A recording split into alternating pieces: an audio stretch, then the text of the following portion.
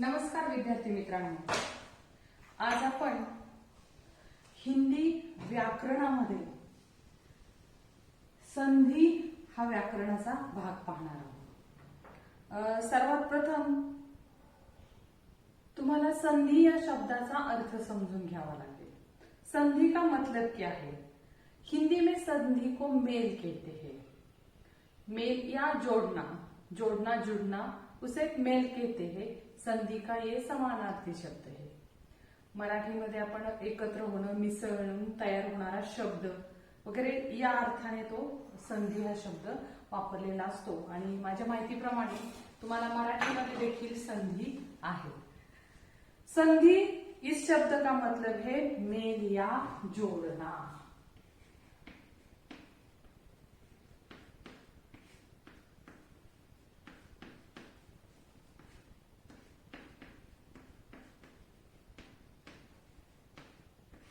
देखो, कुछ शब्द ऐसे होते हैं जब हम उनका उच्चारण करते हैं तो वो शब्द एक लगता है, लेकिन हम बारीकाई से ढूंढेंगे तो दो शब्दों के मेल से वह शब्द बना हुआ है। जैसे कि रविंद्र, अक्सर कई छात्रों का नाम रहता है रविंद्र, तो ये जो रविंद्र शब्द है ये दो शब्दों के मेल से बना है, जैसे कि रवि और इंद्र, रविंद्र। तो उसी तरह से संधि बनती है, इसीलिए कहा गया है संधि शब्द का अर्थ है मेल या जोड़ना। अब देखो किसका मेल? तो जब दो निकटवर्तीय ध्वनियां आपस में मिलती है तो उसे हम संधि कहते हैं। ऐसा नहीं है कि दो अलग अलग शब्द है, निकट के ही वह शब्द होते हैं और उन दो निकट के शब्दों की वह ध्वनियां होती है जिनका मेल हो जाता है, जिसे हम क्या कहते हैं? संधि कहते हैं। तो आप लोगों को संधि की परिभाषा लिखनी है। जब दो निकटवर्ती ध्वनियां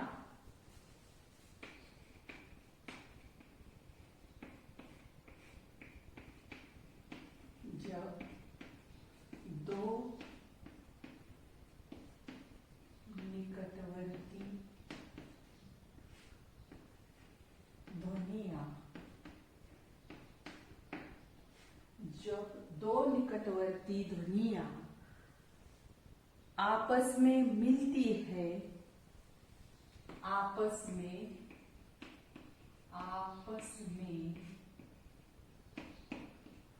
मिलती है,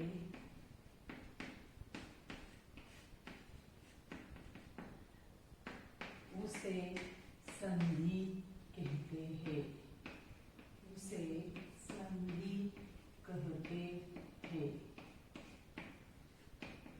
आप लोगों को परिभाषा लिख लेंगे। सबसे पहले तो आप लिखेंगे संधि शब्द का अर्थ। तो संधि का अर्थ है मेल या जोड़ना। फिर आप लिखेंगे संधि की परिभाषा। जब दो निकटवर्ती ध्वनियां आपस में मिलती है उसे संधि कहते हैं। जब दो निकटवर्ती ध्वनियां आपस में मिलती है तो उसे संधि कहते हैं। ऐसे कई संधि के शब्द हैं, मैंने आप लोगों को कहा, जैसे रविंद्र, देवेंद्र, वाचनालय। तो ये जो शब्द है, ये शब्द सदैव हमें लगता है कि एक ही है, लेकिन यहाँ पर आपस पास शब्द आने से उनके ध्वनियों का मेल हो गया है और उस मेल से वह निराला शब्द बन गया है, उसे हम कहते हैं संधि। तो हमने यहाँ पर संधि शब्द का अर्थ देखा है मेल या जोड़ना। फिर हमने संधि की परिभाषा देखी है। जब दो निकटवर्ती ध्वनियां आपस में मिलती है तो उसे संधि कहते हैं। अब देखो, संधि के भी तीन प्रकार हैं, स्वर संधि, फिर व्यंजन संधि और विसर्ग संधि। स्वर संधि, व्यंजन संधि और विसर्ग संधि। पहली दो संधि समझने के लिए आप लोगों को स्वर की पहचान चाहिए, स्वर और व्यंजन। तो ये तो आप लोगों ने पढ़ा है, स्वर किसे कहते हैं?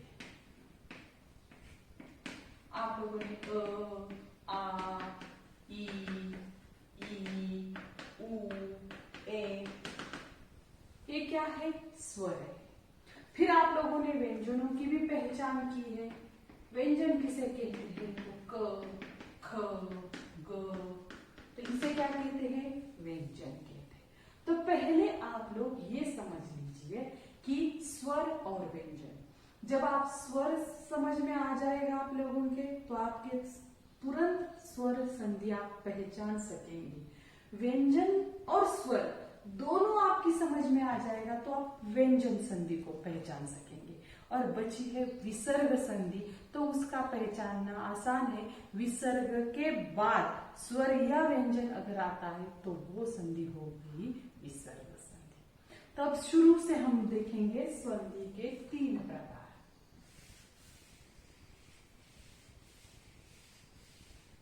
आप लोगों को लिख लेना है संधि के प्रकार।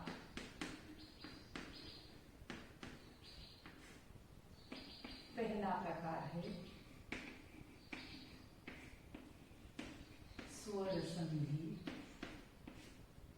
दूसरा प्रकार है व्यंजन संधि और तीसरा प्रकार है विसर्ग संधि।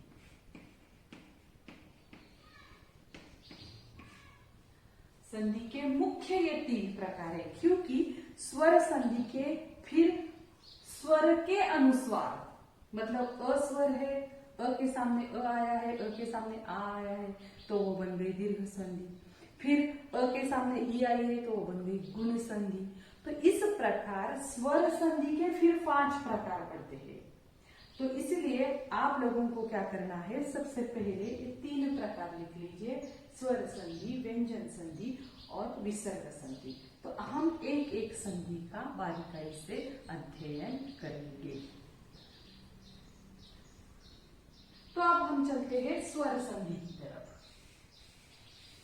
मैंने अभी आप लोगों को बताया है स्वर कौन कौन से हैं, आप सभी जानते हैं। मेरे ख्याल से 6ठी 5वीं 6ठी कक्षा से आप पढ़ते आ रहे हैं, मराठी में पढ़ रहे हैं, हिंदी में पढ़ रहे हैं, आ ई उ ए, ये सभी क्या है? स्वर है। और उसके क से अगर शुरू करते तो हो गए व्यंजन।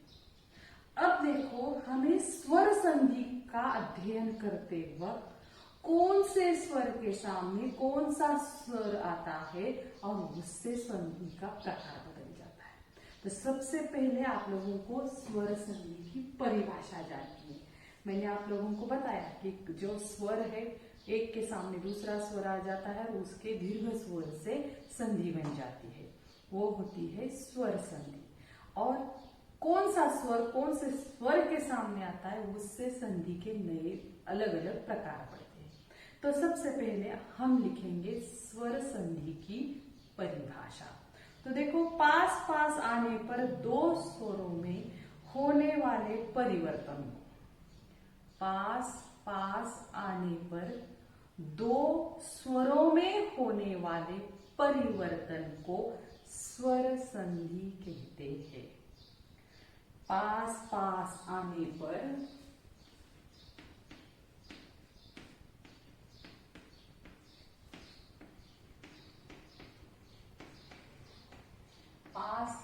आने पर 2 स्वरों में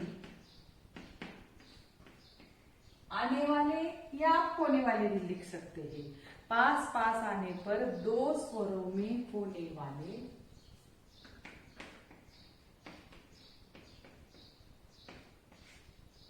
परिवर्तन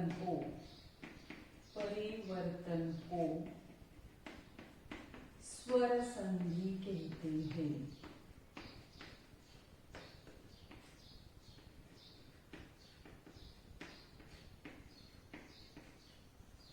पास पास आने पर 2 स्वरों में होने वाले परिवर्तन को स्वर संधि कहते हैं।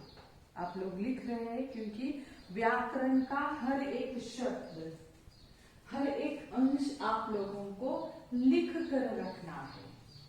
आप अगर नहीं लिखते हैं, क्योंकि व्याकरण ये भाग ऐसा होता है जो हमें बार बार दोहराने से ही उसका ज्ञान प्राप्त होता है, इसलिए आप लोगों को सब कुछ लिख कर रखना है।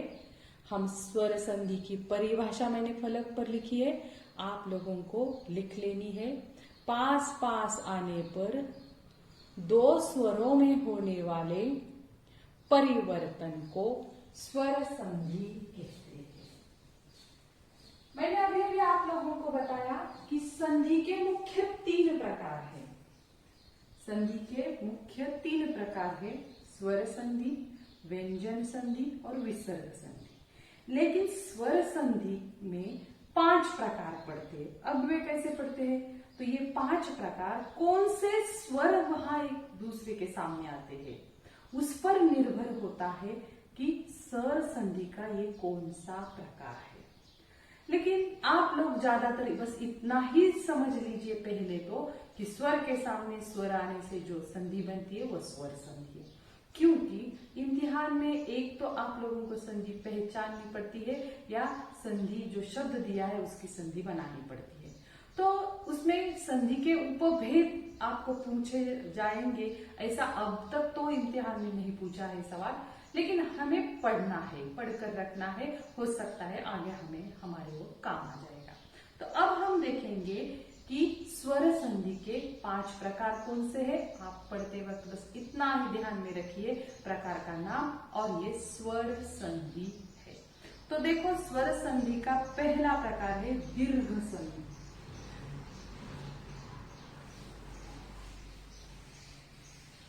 हम स्वर संधि देख रहे हैं।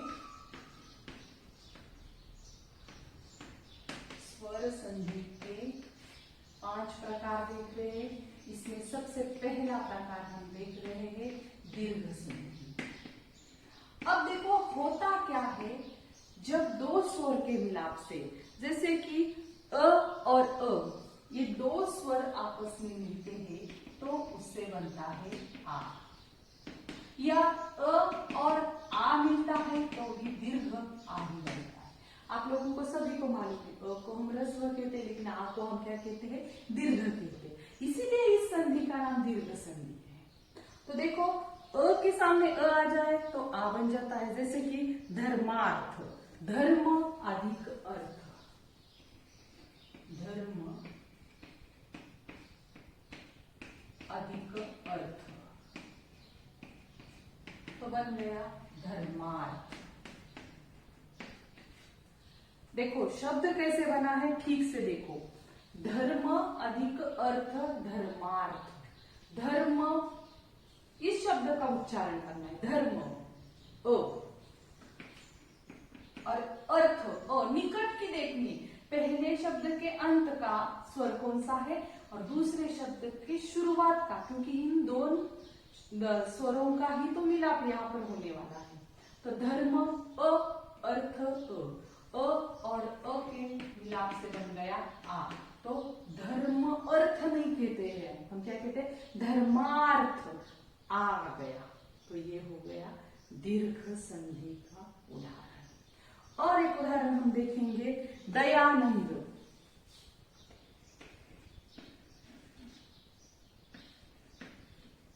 आप पहले समझ लीजिए, मैं लिखने के लिए आप लोगों को समय दूंगी।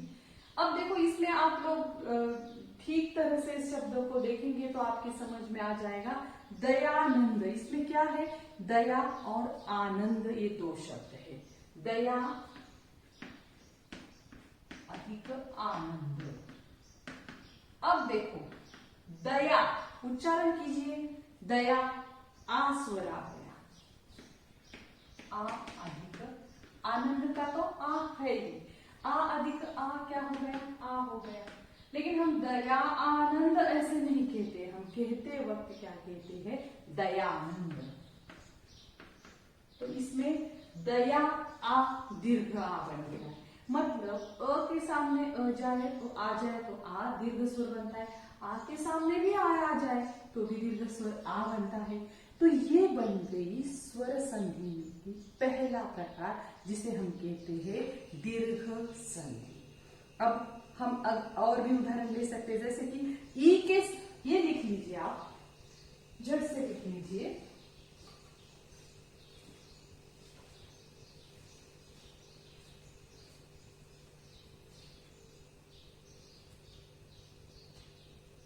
धर्म अधिक अर्थ धर्मार्थ, अ अधिक आ बन गया है धर्मार्थ। अब दयानंद में दया, आ आनंद का आ और आ इन दो स्वरों के मिलाप से बन गया दीर्घ स्वर आ। तो इसलिए ये दोनों उदाहरण हो गए दीर्घ संधि के। आप लोगों को यहाँ पर इतना ही ध्यान में रखना है कि स्वर दो स्वरों के मिलाप से बनती है, वो है स्वर संधि। और स्वर कौन से? आ से आप अ से आप शुरुआत करेंगे, अ आ ई उ ए, ये सभी स्वर, और उनके हिसाब से कौन से स्वर के सामने कौन सा स्वर आता है तो वो उसके हिसाब से उनके नाम पड़े। अब यहाँ पर जब दीर्घ स्वर बनता है तो वो बन गई दीर्घ स्वर संधि। ठीक है, अब देखो और एक उदाहरण लेंगे हम, कविंद्र।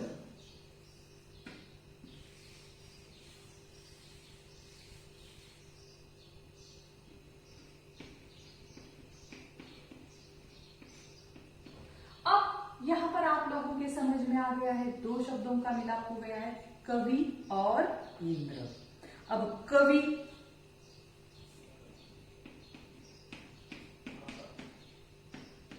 तो अब देखो कवि में ई होता है, ई रस इंद्र में भी ई होता है, लेकिन ये जो दो ई होते हैं उन दो ई के मिलाप से दीर्घ ई बनता है। तो अभी ये शब्द कवि इंद्र नहीं लिखते हैं, कविंद्र लिखते हैं, मतलब दीर्घ है, इसलिए तो यहाँ पर दुसरी वेलांटी दी है, इथं दुसरी वेलांटी विला, इथं कवीला पहिली आहे कारण ई ह्रस्व आहे, पण ज्यावेळेला दीर्घ होती तेव्हा त्याची वेलांटी दुसरी होती। तुम्ही मराठीतही शिकलेला तोच नियम हिंदीमध्ये देखील आहे। तो कवींद्र, कवींद्र कैसा बन गया है, कवि अधिक इंद्र, ई अधिक ई दीर्घ ई, तो बन गया कवींद्र।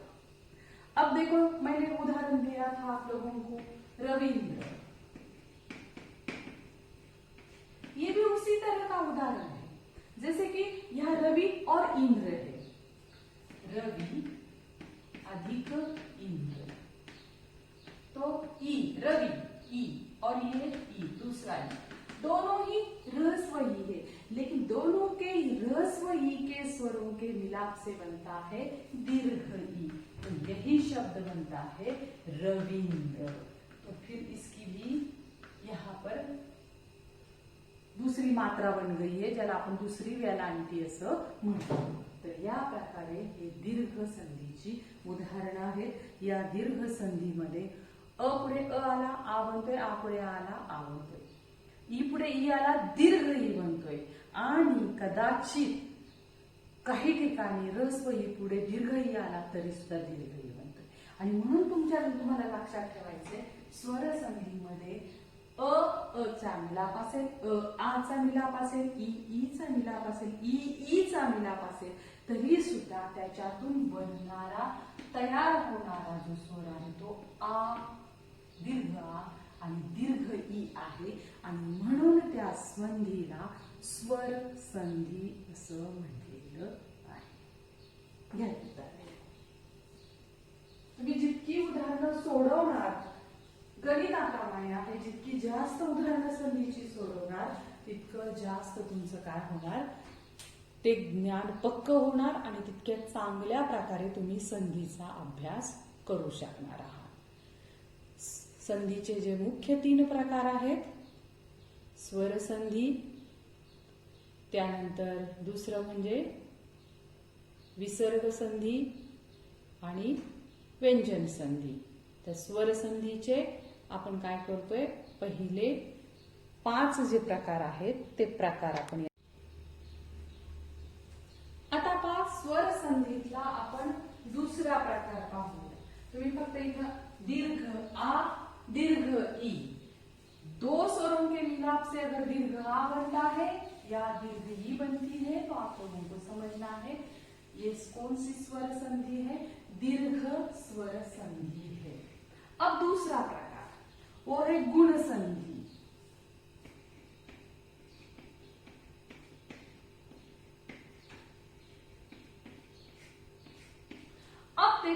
संधि में क्या होता है, अ के सामने अगर ई स्वर आता है या अ के सामने दीर्घ ई स्वर आता है तो भी क्या बन जाता है, ए बन जाता है।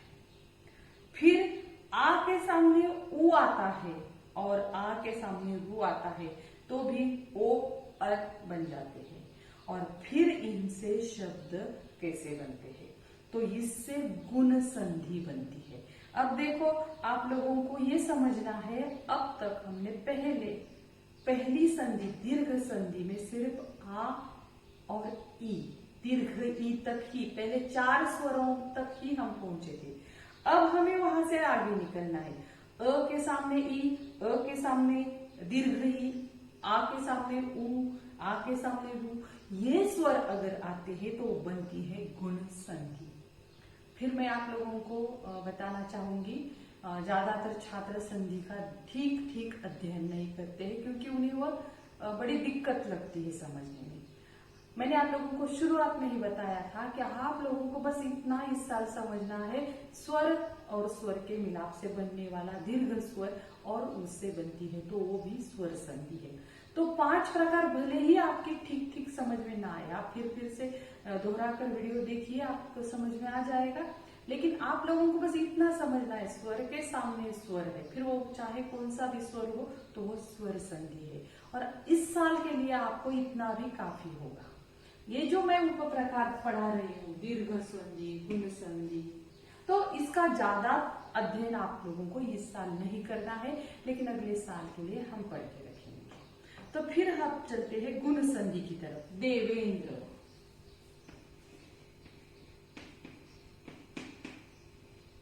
अब आप लोग समझ रहे हैं देवेंद्र, इस शब्द में भी 2 शब्द है, कौन से, देव अधिक इंद्र।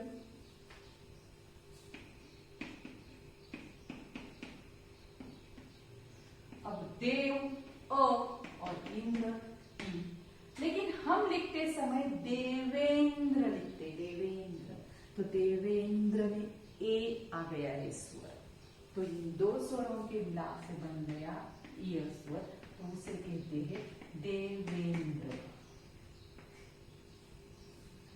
और एक उदाहरण देखेंगे हम गुण संधि के, यहां पर नरेश,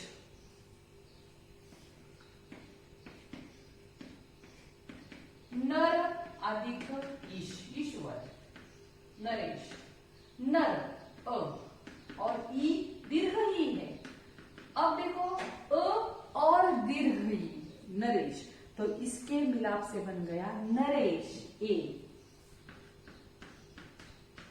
तो ये भी बन गया गुण संधि का उदाहरण। देखो मैं फिर से दोहराती हूँ, स्वर संधि में हमने सिर्फ पाए हैं 2 स्वरों के मिलाप से या तो दीर्घ आ बनता है या तो दीर्घ ई बनती है, तो फिर वो बनता है स्वर संधि का पहला उदाहरण, जिसे हम कहते हैं दीर्घ संधि। फिर हम दूसरी संधि देख रहे हैं गुण संधि, तो यहाँ पर अ के सामने ई आ सकता है, अ के सामने दीर्घ ई भी आ सकता है और उनके मिलाप से बनते हैं ए। और कुछ उदाहरण देखेंगे तो आपके समझ में आ जाएगा, वहां मिलाप से बनता है ओ, तो ई और ओ जैसे दीर्घ स्वरों से हमें यहाँ पर जो उदाहरण मिलते हैं वो है गुण संधि के उदाहरण। अब चलते हैं तीसरी संधि की तरफ, वृद्धि संधि।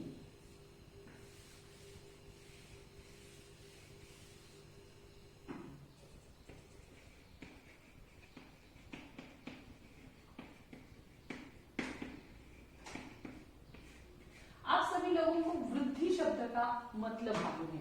वृद्धि का मतलब है बढ़ना, मराठीत आपण त्याला म्हणतो वाढ होणे। अब देखो यहाँ पर वृद्धि संधि को हम कैसे ध्यान में रखेंगे। अब देखो हमने ले लिया शब्द सदैव, सदा अधिक यव,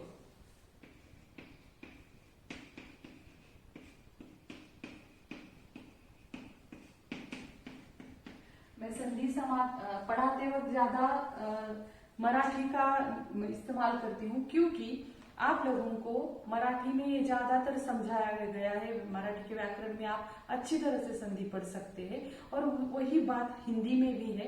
तो समझने में आपको ज्यादा दिक्कत नहीं होगी, इसलिए ज्यादातर मराठी शब्दों का इस्तेमाल मैं इस पाठ में करती हूँ। तो देखो हम पढ़ रहे हैं वृद्धि संधि।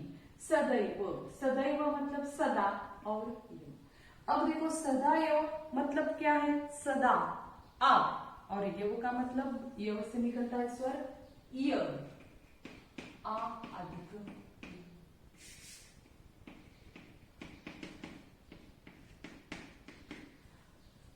अब देखो आ अधिक ए से क्या बन गया है, सदैव, ए दीर्घ ये बन गया है। देखो यहाँ पर अब देखो स्वर संधि में हम कहां पर थे, पहली स्वर संधि दीर्घ आ और ई तक थे। दूसरे संधि का प्रकार हमने देखा गुण संधि, वहां हम कहां पर थे, ए ओ तक थे, दीर्घ ए नहीं, ह्रस्व ई तक। अब तीसरी वृद्धि संधि है, तो यहां पर वृद्धि हो गई है, यहां पर दीर्घ ए आएगा और ओ आएगा, आपको समझ लेना है। तो देखो सदैव, सदा अधिक एव, स आ अधिक ए तो बन गया सदैव, ए दीर्घ। फिर हम दूसरा एक और उदाहरण देखेंगे, जैसे कि महोत्सव, महोत्सव। अब महोत्सव का मतलब है महा उत्सव, महा अधिक उत्सव। अब आप लोगों को मालूम है महा, महा शब्द का आप उच्चारण करेंगे तो आ गया महा, आ, और उत्सव से तो ऊ निकलता है, आप लोगों को मालूम है, आ अधिक ऊ, और इससे क्या बन गया, महोत्सव, ओ बन गया महोत्सव। तो इस तरह से यहां पर अगर दीर्घ ये बनता है, दीर्घ ओ बनता है, तो ये बन गई वृद्धि संधि। फिर मैं वो कहूंगी, अब तक हमने जो 3 प्रकार देखे हैं, तीनों प्रकार में हमने यही पाया है, स्वर के सामने स्वर,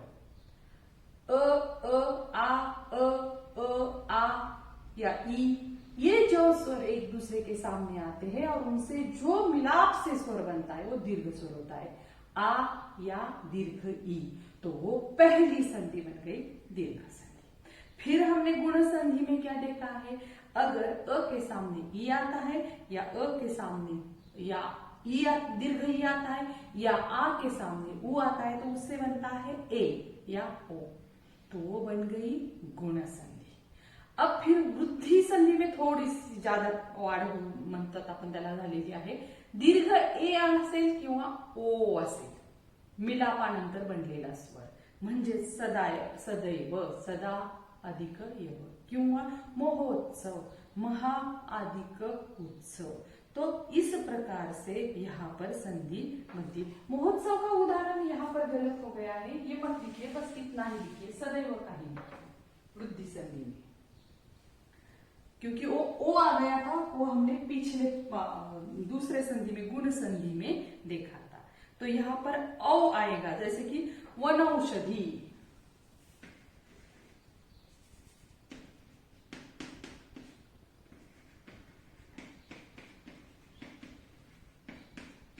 वनौषधि। अब देखो वनौषधि में यहाँ पर शब्दों का ह्रस्व दीर्घ लिखते समय ध्यान रखना पड़ता है। अब आप लोग समझ गए हैं वन और औषध, 2 शब्द है इसके अंदर, वन और औषध। वन का औषध, उसे वन औषधि कहते हैं। अब देखो वन औषध में हम पहचान करते वक्त स्वर वन का अ, औषध का औ, वन अंतिम स्वर है अ और औषध का औ, तो दोनों से बन गया वनौषध, मतलब औ। तो ये वृद्धि संधि ज्यादा बढ़ गया है, यहाँ पर ए दीर्घ ये है, औ है दीर्घ है, तो इससे बन गई वृद्धि संधि।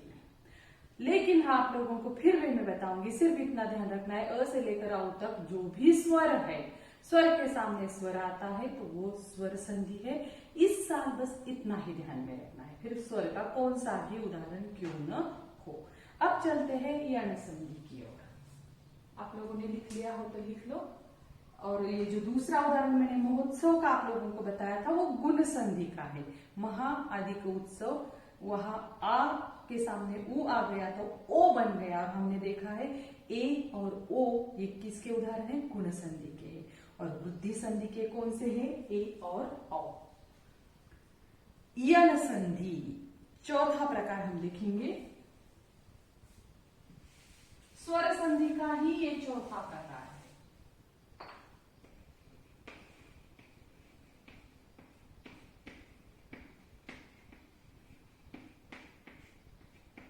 अब देखो इसके उदाहरण देखेंगे हम पहले। उदाहरण देखने से कौन से स्वर के सामने कौन सा स्वर आता है या हमारी समझ में आएगा। तो अब देखो स्वच्छ, स्वच्छ। अब आप लोगों को मालूम है स्वच्छ कौन से दो शब्द है? सु अधिक अच्छ।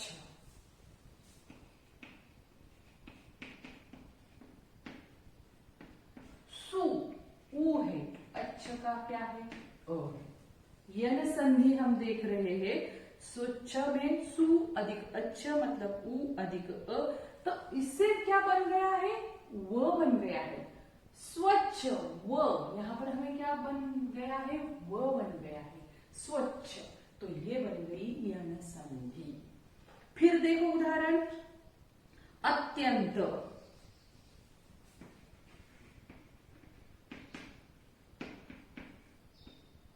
अत्यंत, अति अधिक अंत। ठीक ठीक देखो, अत्यंत, अति अधिक अंत। अतीत का ई, अंत का अ, अति ई अधिक अ। फिर मैं बताती हूं, यहां आपका उच्चारण सु उ, अति ई, तो उच्चारण के हिसाब से स्वर पहचानना है। तो अति का मतलब है ई स्वर है, और अंत का मतलब अ, ये तो दिखाई देता है, दूसरे शब्द का स्वर हमें पहचानना नहीं पड़ता, वहां पर दिखाई ही देता है।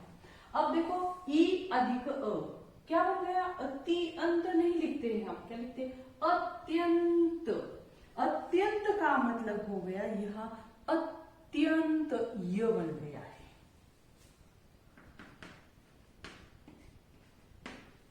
अब देखो यहां यण संधि में हम देख रहे हैं व, य या वा या होता है।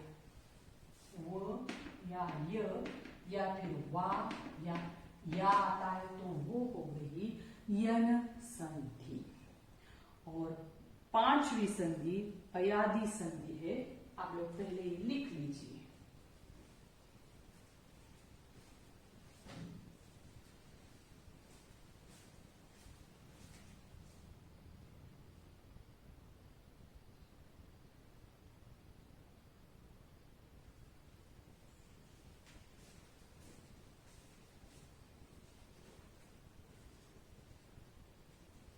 अब हम देखेंगे पांचवी अंतिम स्वर संधि का प्रकार। हमने स्वर संधि के प्रकार देखे, उपभेद देखे हैं, और पांचवा प्रकार है अयादि संधि।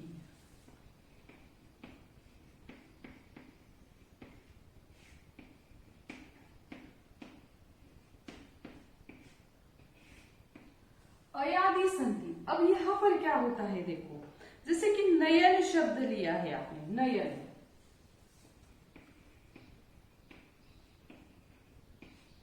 अब नयन शब्द का अगर हम इसका विग्रह करेंगे तो क्या हो जाता है? ने अधिक अन, ने अधिक अन। अब ने का उच्चारण कीजिए। ने कौन सा स्वर निकलता है? ने, ए स्वर निकलता है। अन का तो अ है ही, ने ए अधिक अ, तो इससे नयन बन गया। नयन, नयन का मतलब कौन सा स्वर दोनों के मिलाप से बन गया है? अय, नयन अय, अय बन गया, न य न। तो ने अधिक अन नयन, ए अधिक अ अय। अब दूसरा उदाहरण लीजिए, नायक।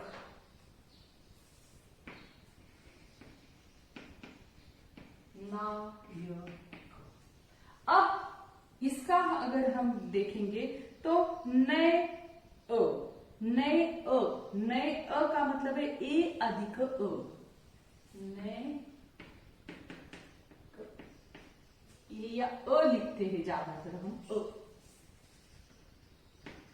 नए। अब नए का उच्चारण करेंगे तो वहां से क्या निकलता है ए, नए ए, और ये तो अ है ही। अब देखो नायक, अब यहां पर क्या बन गया है आय। तो इस तरह से बनती है अयादि संधि। मेरे ख्याल से हो सकता है पूरा की पूरा आपके समझ में एक ही तासिका में नहीं आएगा, हम उसके उदाहरणों की बहुत सारे रिव्हिजन करेंगे। तुम्हाला एकाच तासामध्ये सगळं प्रकरण संधीचे सगळे प्रकार समजणार नाही। त्याच्यासाठी आपल्याला काय करावं लागेल, आणि सगळ्यात महत्वाची गोष्ट म्हणजे तुम्ही मराठीमध्ये संधी शिकलेला आहात ते एकदा वाचून घ्या हे संधीचे प्रकार शिकण्यापूर्वी।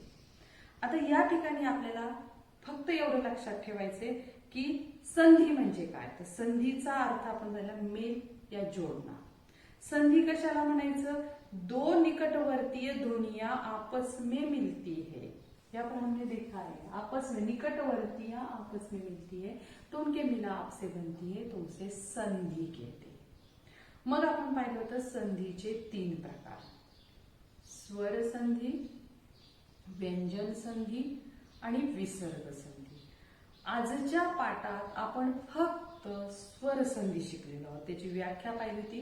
पास पास आने पर दो स्वरों में परिवर्तन, दो स्वरों के एक होने पर परिवर्तन आ जाता है, उसे स्वर संधि कहते। जैसे अभी यहाँ पर देखा है हमने नयन, ने, ने अन, अय बन गया नयन, या ने नायक, ने अय नायक। तो दो स्वर के मिलाप से परिवर्तन शब्द में होता है तो उसे क्या कहते हैं, स्वर संधि कहते हैं। फिर मैंने आप लोगों को संधि के 5 प्रकार पढ़ाए, दीर्घ संधि, गुण संधि, वृद्धि संधि, यण संधि, अयादि संधि। हो सकता है आपके ये ध्यान में नहीं रहेगा, कोई बात नहीं है, हम बार बार दोहराएंगे, लेकिन आप लोगों को बस आज इतना तो समझ में आया होगा, दो निकट के शब्दों की जो ध्वनियां हमने निकाली थी वे सभी के सभी उन ध्वनियों को हम क्या कहते हैं, स्वर कहते हैं। यहाँ पर मैंने कभी कभार अ अधिक आ किया है, अ अधिक अ कहा है, कभी अ अधिक आ कहा है, कभी अ अधिक ई कहा है, कभी आ अधिक ई कहा है, कभी कभार ई अधिक ई कहा है, कभी ई अधिक दीर्घ ई कहा है, या अ अधिक ए कहा है, या फिर ए अधिक ओ कहा है। ये सभी क्या है, पांचों संधि, स्वर संधि के जो अलग अलग हमने प्रकार देखे, उन सभी में हमने एक बात तय थी, स्वर के सामने स्वर था, और इसीलिए उस संधि को हम क्या कहते हैं, स्वर संधि कहते हैं। दो स्वरों के मिलाप से आने वाला परिवर्तन स्वर संधि कहलाता है।